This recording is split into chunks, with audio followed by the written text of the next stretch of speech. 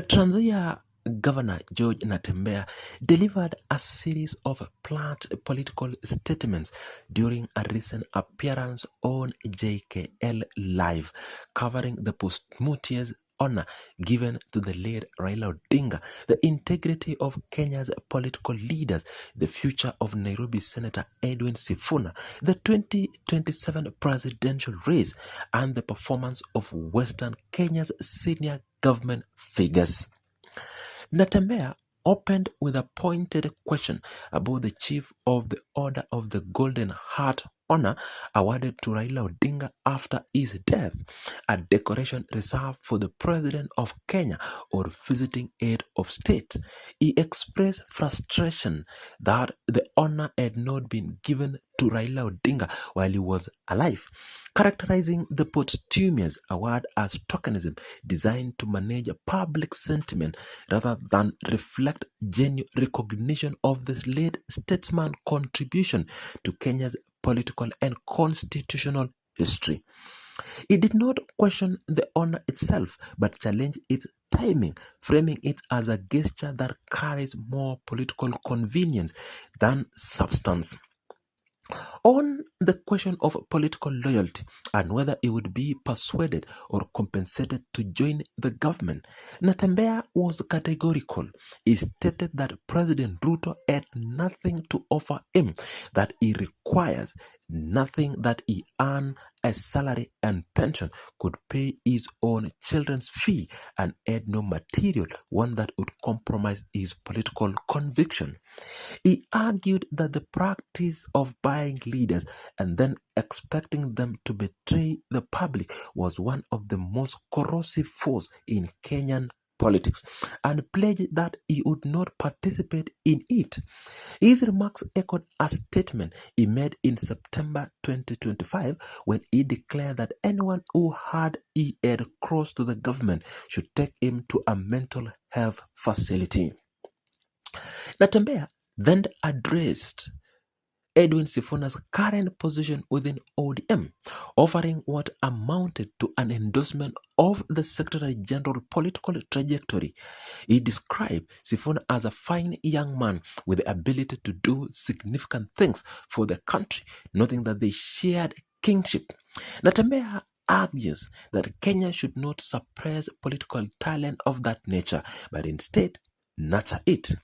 He described Sifuna as someone coming off the bench and entering the main ditch of a national politics, welcoming that development in the context of a divided ODM.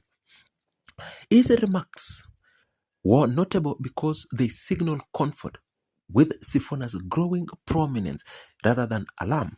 The contrast to the warning Natembeya had issued the previous day about the risk of the Linda Mwananchi faction forming a third political force.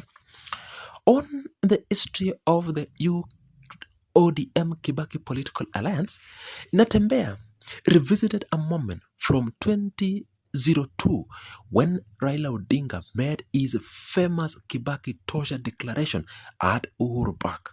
He noted that Raila had not arrived at the rally already committed to that declaration, having just come from a meeting with Simeon Nyachae where something had been signed.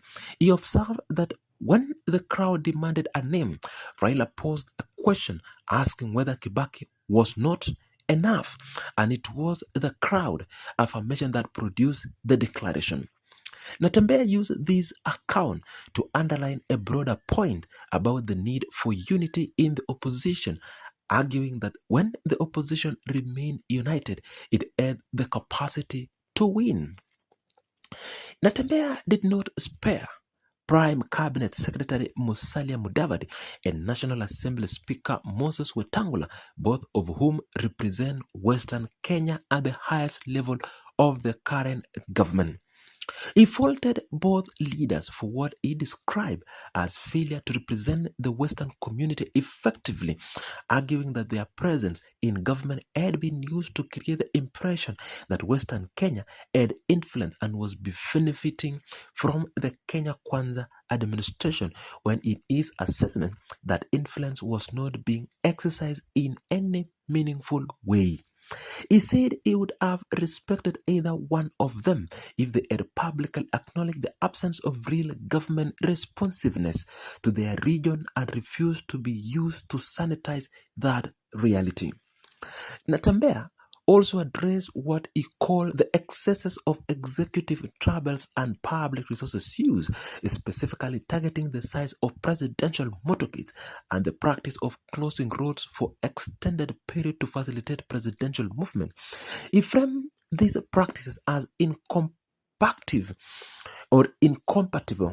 with servant leadership, arguing that a leader who enjoys such privilege while causing disruption to ordinary citizens have lost sight of their purpose for public office. The remarks were consistent with his long-running posture as a critique of what he described as imperial tendency in the presidency. On 2027, NATEMBEA said he was keeping the option of seeking a re-election of the Trans Nzoia governor on the table while simultaneously presenting himself for consideration at the national level. He said the united opposition had not yet settled himself in contention.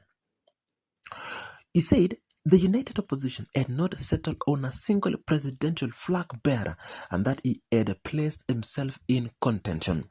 He added that he was a reasonable person and that if, upon objective review, he was told he did not qualify, he would accept that assessment. The statement was consistent with earlier reports that NATEMBEA had been taunted within leaked documents as a potential running mate for former Vice President KALONZO Musyoka, though Gachagua had publicly dismissed those documents as false. The united opposition, which includes Gachagua's DCP